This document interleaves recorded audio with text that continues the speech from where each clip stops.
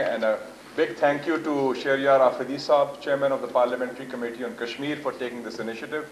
The Honorable President of Azad Jammu and Kashmir, who is amongst the best and the brightest produced by the Foreign Ministry, and also I've known him.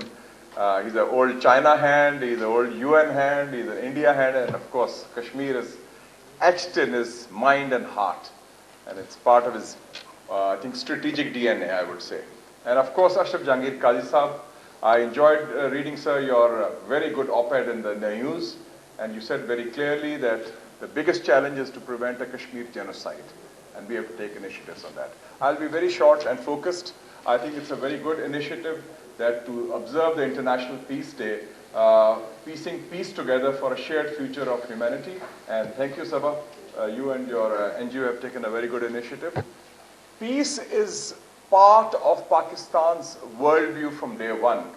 When the Quaid-e-Azam Muhammad Ali Jinnah was asked about the principles of Pakistan's foreign policy after the creation of Pakistan, he had a very clear two-line statement: peace within and peace without. That is the essence. Unfortunately, and he also mentioned with India, he was asked, what sort of relationship you want with India? He said the same as the United States has with Canada. His vision was a peaceful neighborhood, two sovereign countries living together in equality and reciprocity on issues. But unfortunately, the Indians had different designs because we live in a neighborhood which is a very dangerous neighborhood.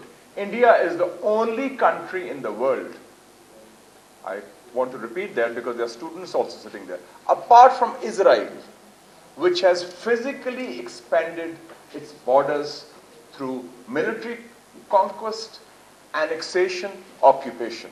It's not just the annexation of occupied Kashmir. Walid Saab also mentioned Sikkim in 75, and the long list there is there. Junagadh happened, Hyderabad happened, illegally, and then Goa came later. And they were under Nehru, there was no BJP government then. But this is very important to understand the Indian irredentism, occupation and expansion through military force. When we come to August 5, 2019, this has been a seminal event.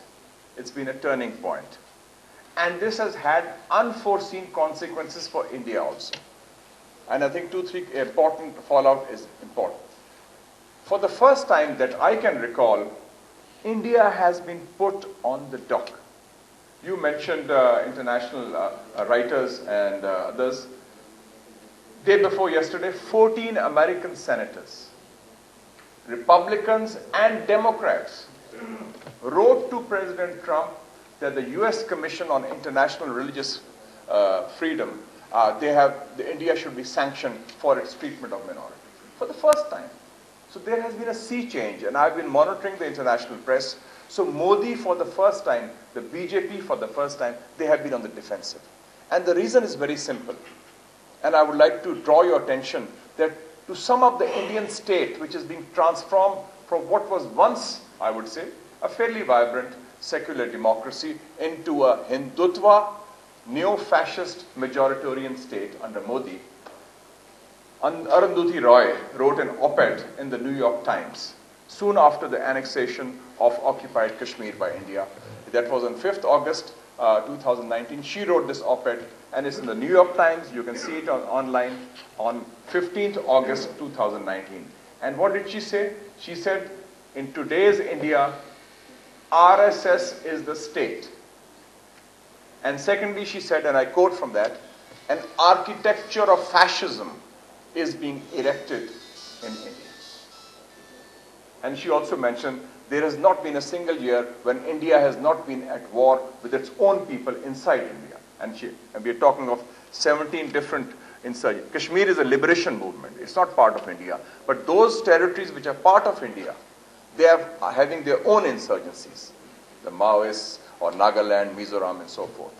So that is number one, that India for the first time has been on the defensive. Secondly, because to divert attention away, India has become aggressive with its neighbors, big or small. With Pakistan, you know what is happening, LOC, their attacks which are unprovoked, And you know, in Pulwama, when they did it, we hit back. And within 24 hours, we shot down their 2 planes and we captured their pilot, whom we returned, Abhinandan. So India realizes that if they try to bully and browbeat Pakistan, Pakistan has not just the capacity, but the will to hit back, which we did. And so in that context, China, Nepal, and Pakistan, 3 neighbors, are having these border issues. And the clash with Ladakh, which Fakhr Imam Sahib mentioned very rightly, which took place this summer, is a direct outcome of 5th August 2019. How come? Because when Ladakh was proclaimed as Union territory on 5th, and along with the occupied Kashmir, Jammu and Kashmir, and they separated the 2, the Indian Home Minister and others, they proclaimed that not just Ladakh, but Aksai Chin, part of China, is part of Indian territory. And they started broadcasting about Muzaffarabad weather, Gilgit weather. And if you know the map, Aksai Chin is that part of China which links Xinjiang province with Tibet province.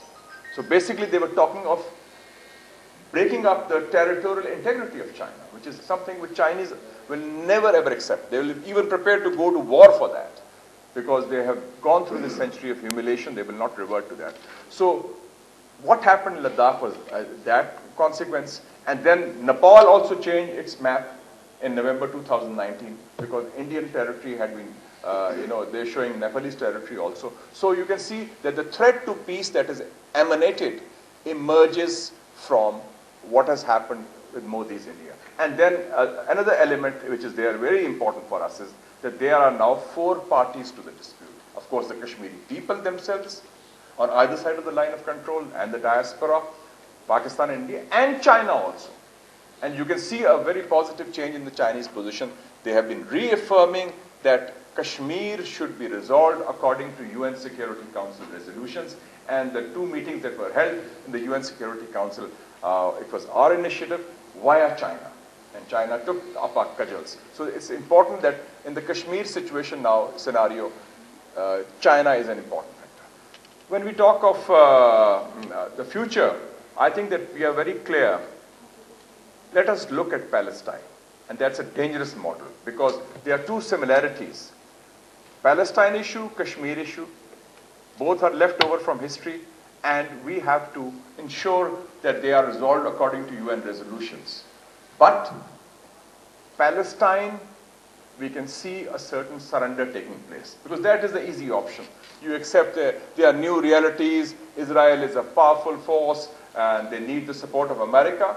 That is an option which we in Pakistan reject, because we have a principled position on Palestine which predates the Arab League and the OIC. That was the position of the Qaeda-e-Azam since 1940.